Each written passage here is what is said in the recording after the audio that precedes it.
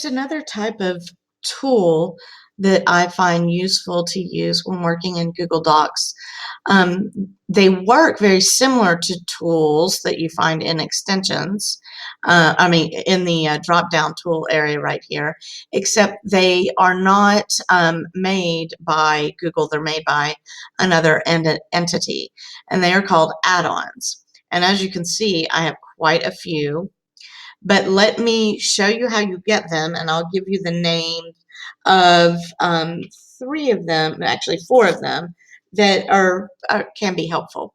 So if you go to when you go to add-ons in the drop-down menu at the bottom, hit Get Add-ons. That's what I did. And then when you're here, you can type in the search engine.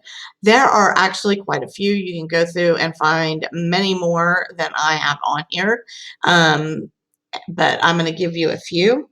One of them is Easy Bib.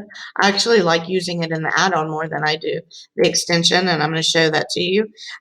When you type that in and enter, it will come up. You can see I already have it, but if I didn't, I would be able to add it by hitting the blue bar. Another extension that I like, another add-on that I like to use is the spell checker. It's spell checker and grammar checker. It's actually by Scribens. So there it is. There's a lot of different ones, but I really did like this one, and I'll show you why. So it's spell checker and grammar checker by Scribens. So got that one. There are others you could try out. And then another one for math teachers, perhaps, is GMath. And so you can tell I already have that one. And another one, this is just more for ease of eye and reading, is called Pupil Preference, and it's a color thing. I have that. I'll show you that really quickly. So once you have them added to your list of add-ons, then when you go to add-ons, you'll see listed the ones you've added. I'm going to very quickly show you pupil preference. All it is the ability to change the background color of your document. So you have a variety of colors to choose. You can see it had opened, like how the Explore tool had opened up over here to the right of the document. Now this add-on has opened over here. I am going to click a color, and maybe I like it better when I'm typing. Maybe I don't. If I do, I'd leave it. If I don't, I could remove it and try something else. So that is Pupil Pref. Another add-on that I like that I could show you really quickly. I actually like it, but I don't really get to use it that much because it doesn't go with the classes I teach very much. But you can do different things on GMath. And I'm just going to show you creating a math expression. So it opens up over here as well. I can do it by talking. 2 plus 2 equals 4. And I stop, and there it is. And I do this, and it would put it right in. Now I'm going to get rid of this. You can see it put it right in up at the top where my cursor was. That's just showing you how it works. Those of you who are math teachers can figure out much more advanced ways to use this, but I just wanted to show its availability. Okay, so two add-ons that I actually have used and have shown students how to use in Google Docs, especially when working with, obviously, a paper, a research paper. One of them is the spell checker, and I can show you how that works really quickly.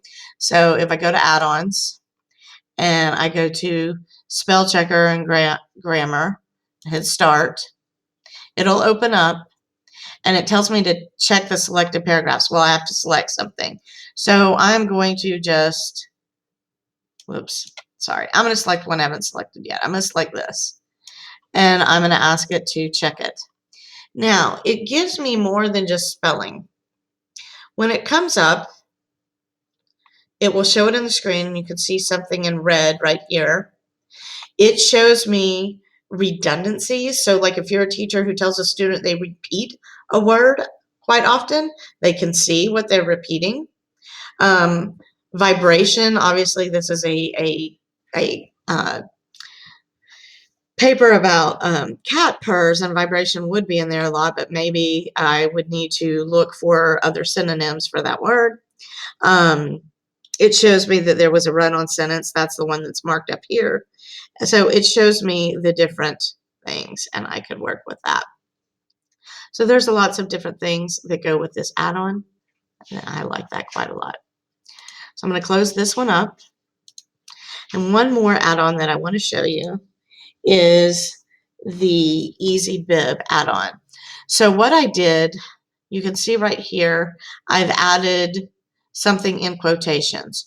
Well, I had gone to a website and I had found something I wanted to add right here, this paragraph, and I really liked it, and I wanted to actually put it and quote it in my paper. So I copied it and I pasted it in my paper. Then I went back and I copied the URL of this website. So now I am going to go to my add-on. I'm going to go to EasyBib Bibliography Creator and manage bibliography. Again, it opens up beside the document on the right. And I am going to, since this was a website, you can see I can do a book, a journal, website. I'm going to click website. I'm going to put in the, whoops, that's not the URL. Sorry, I was working on something else. I am going to go back, copy this, go back here.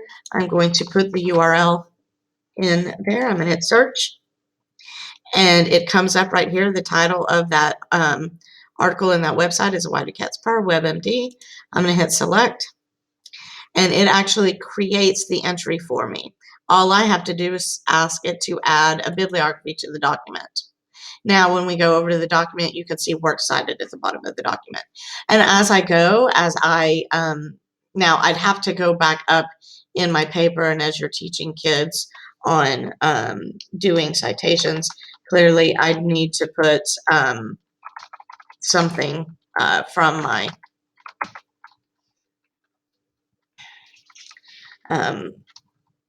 I'd actually make them put the date because this might change depending on the day, the article.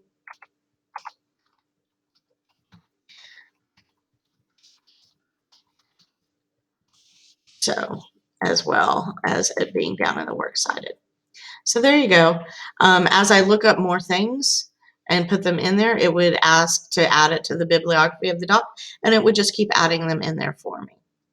So that's why I like to use the add-on for EasyBib is much more user-friendly and adds that bibliography more so than the extension does. So I would suggest using the add-on.